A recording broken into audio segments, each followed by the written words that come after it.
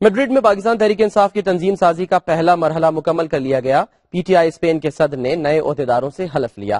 اس موقع پر شرکاء کا کہنا تھا کہ عمران خان مسلم امہ کے بہادر لیڈر ثابت ہوں گے۔ شام میں نہتے مسلمانوں پر کی جانے والی بمباری قابل مذمت ہے۔ دیکھیے اس بارے میں قمر فاروق کی رپورٹ۔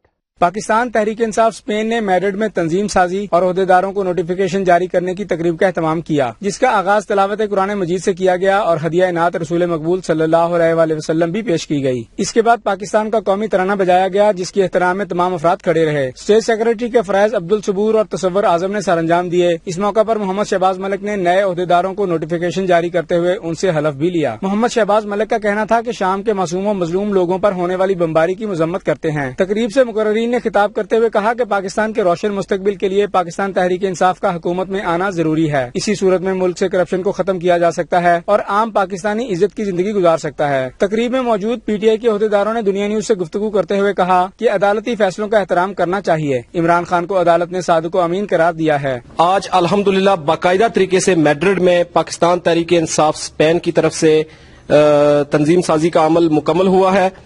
یہاں پر الحمدللہ یوتھ ونگ کی تنظیم سازی کی ہے۔ اس کے علاوہ آرگنائزرز یہاں پر مقرر کیے گئے اور ہم امید کرتے ہیں کہ یہ تمام ساتھی جن کو ذمہ داریاں ملی ہیں اور ایسے تمام ساتھی جو ان کے ساتھ ٹیم کی صورت میں چل رہے ہیں وہ پاکستان تحریک انصاف کو اسپین میں ہمارے ساتھ مل کر آرگنائز کرنے میں معاونت کریں گے۔ اسپین کی تنظیم سازی کے حوالے سے آج میڈرڈ کے اندر تنظیم سازی کا پہلا مرحلہ مکمل ہوا اور میں امید کرتا ہوں کہ پاکستان تحریک انصاف میڈرڈ کے جو ذمہ داران ہیں وہ انشاءاللہ تعالی اپنی ذمہ داریوں کو احسن طریقے سے نبھائیں گے اور پاکستان تحریک انصاف یہاں پر دن دگنی اور رات چگنی ترقی کرے گی۔ محترم جناب ملک شہباز جو کہ بارسلونا سے تشریف لائے ہیں اور پاکستان اسپین تحریک انصاف کے صدر ہیں، تو ان کی یہ کاوش انشاءاللہ رنگ لائے گی اور تمام حضرات نے بھرپور تعاون کی یقین دہانی کرائی ہے۔